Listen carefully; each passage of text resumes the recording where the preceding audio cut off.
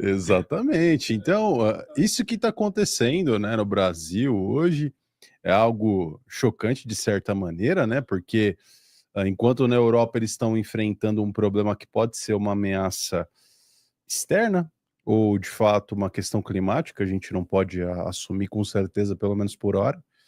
Mas no Brasil não tem um problema dessa natureza, né, cara? Chove desde movimento afélio-periélio, né? Talvez o Cameron não goste do que eu diga, mas é afélio-periélio, né? Que a Terra vai ficando mais distante ou mais próxima, né, do Sol, conforme o eixo Mas dela. não fala assim que o Eric vai confundir com períneo. Isso.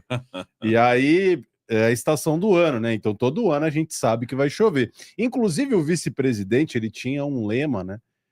Quando ele ainda era governador aqui do estado de São Paulo, que todo mês com R chove, né? Na época lá dos, como é que é? Volume morto, que é a água de esgoto que você tomava aí na sua casa. Ali era metais pesados, Isso, é o que ficou lá embaixo já com... Precipitado, né? Exato. Então, faltou água aqui em São Paulo, há alguns anos atrás aí, todo mundo se lembra dessa história, é há cerca de uns 10 anos atrás. E, pô, agora não falta água, mas aí falta energia porque não falta água, entendeu? Então a gente tá num rodízio maravilhoso e vocês aceitaram. Vocês acharam nota 10. Esse é o país que eu quero. Porque nada tem mudado desde então. E coloquei aí os shorts, né, comentando a respeito de uma live que a gente fez há pouco tempo atrás, de quem será o menos pior em 2026, né? E ano que vem vai começar a ventar aí as grandes possibilidades, né, que o Brasil tem adiante de si. E o governador aqui de São Paulo muito provavelmente será o seu presidente, levando a falta de estrutura para dimensões nacionais. Olha só que maravilha, uma experiência verdadeiramente paulista para cada um dos brasileiros. É o metrô do DeLorean, o metrô de volta para o futuro, né? E o apagão era uma coisa, apagón, né, em espanhol, apagón, tem muito em Cuba. O Brasil, desde sempre, apagão, né? Quando teve o lance, eu era moleque e tinha um cara que era um deputado do PSDB, né? Tinha que ser, um tal de Walter Feldman. Eu defendo a natureza. Aí o pessoal começou a tomar ali as margens da Guarapiranga, né? O cara não fez nada, acho que até falou, não, mas é moradia. Pô, é manancial, cara. Não é para você fazer casa e jogar teu esgoto no manancial. Se você faz moradia, faz uma comunidade gigantesca em volta do manancial onde tem que ter árvore, vai acabar a água. Mas para o brasileiro, tudo bem. A gente vê, tem carnaval logo, né? E vai acontecer de novo. Apesar de ter chuva torrencial, aí enche o manancial. Uma hora vai ter uma seca. Como não tem mais a mata ali para captar, vai secar de novo. Vai chegar uma hora que vai faltar, não vai ter água para as pessoas. Eles vão bombar o Rio Tietê de novo. Eles vão fazer alguma coisa. Porque o brasileiro, o esgoto e o brasileiro, eles são familiares. Exato. Eles convivem na praia, convivem em casa, na rua. Quando tem enchente, o carro do cara fica. O pessoal entra na água e acha que é de boa, que não dá nada. Você entrar nessa água de esgoto, toxoplasmose, leptospirose, hepatites, tudo que você imaginar que tiver nessas águas aí. Não é porque o Eric entra no corguinho aqui de Osasco que você pode entrar. Não é assim, esse aqui também entrava. Não é assim, cara, você pega a doença. Eu sou mais alto, né? Aí eu acho que o Eric pegou em lugares mais críticos. Ele não submergia, né? Como eu. Pegou na íngua? Não, eu entrava, eu tinha que estar com snorkel, né? O Gabriel é mais alto que eu, então não tem esse... Sofri menos. Exatamente. Só micose, né? Pé de atleta, essas coisas. Tem um poeta uruguaio, que é o cara mais famoso do Uruguai, Mário Benedetti. E eu lembrei, tem uma poesia dele, que é Una mujer desnuda en lo oscuro. Olha só. Una mujer desnuda en lo oscuro tiene la claridad que nos alumbra. De modo que se ocurre un desconsuelo, un apagón o una noche sin luna, es conveniente y hasta imprescindible tener a mano una mujer desnuda. Olha só. Um apagão. Então, para o Uruguai, qual é a solução para o Uruguai quando você tem um apagão? Tem uma mulher desnuda com você resolvido. Isso. Ela até brilha, né? Olha só. Ela até brilha. Então, o latino, ele já está meio acostumado com o português. Não, cara, você viu os comentários. Hoje, como você tem o comentário imediato ali, assim que os caras tinham acesso, né? Eles mandando, nossa, que loucura, meu, acabou a luz, como que pode? Que absurdo! Pô, mas tem apagão nos Estados Unidos também, tem apagão em Nova York.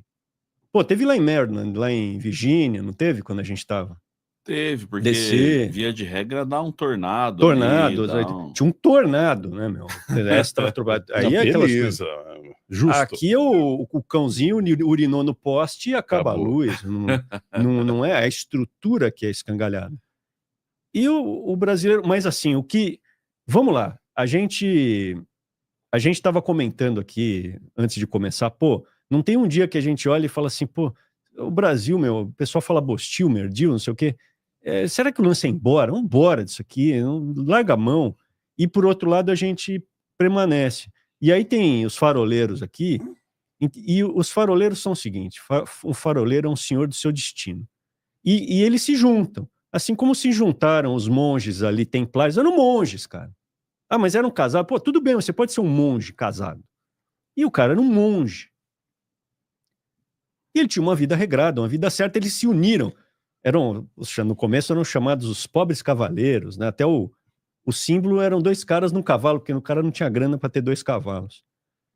Mas o cerne da questão é um grupo de caras, de guerreiros, de caras que têm princípios e valores, e eles fazem essa capilaridade. Então, nesse momento de perigo, que é um perigo que estava acontecendo na Espanha e Portugal, eu via a movimentação dos faroleiros ali, pô, e a gente escreveu, eu cheguei a escrever, cara, dá pro farol ajudar vocês em alguma coisa? Dá, entendeu? É isso. São pessoas que estão juntas e pensando no grupo aqui, porque, mas você não vai ajudar o brasileiro? Cara, o brasileiro, se você olhar, eu olho o Rios aqui, ele vai desde remédio para cavalo, aquele remédio que eu não posso falar, ó, parasitário, o prêmio Nobel, eu olhando o meu Rios do Instagram, o prêmio Nobel de 2015, aí no outro Rios, o prêmio Nobel de 2014, que é o cara que inventou a luz LED azul, ele falou, pô, agora sim. Aí quando você gira de novo, aí ele tenta me pegar, né? Era um carioca saindo do shopping Grande Rio, ele falando assim, quer ver? Eu vou passar aqui sem pagar. Aí ele gruda no carro de trás e a cancela, ele passa junto e a cancela fecha. Ah, não paguei, ha! Levou vantagem. Então não é para esse. Esse cara eu não quero, eu não tenho que ajudar um cara desse, é um cara que tá lá fazendo festa pro Lula ou pro Bolsonaro, eu não quero. Esse cara não dá, meu. Esse cara, ele tá em outra. Como diz, tá na Bíblia. O perverso é uma abominação aos olhos de Deus. Então, para mim, a abominação aos olhos de Deus, não quero ajudar esse cara, porque é o destino desse cara. Agora, o destino de um faroleiro é isso que te dá força. É você ver outras pessoas imbuídas da mesma vontade que você tem de consertar. Eventualmente, consertando o país, vai beneficiar até os perversos, né? Até os filhos do diabo. Vai virar um país bom. Você imagina se isso aqui, se não tivesse passado pelo movimento Bolso-Lepra, o governo Bolso-Lepra. A gente hoje podia ter cibersegurança no Brasil. Tudo. O Brasil ia ser um porto seguro. Mas não deu, cara. A gente vai seguir. A gente vai perseverar. Não vou desistir.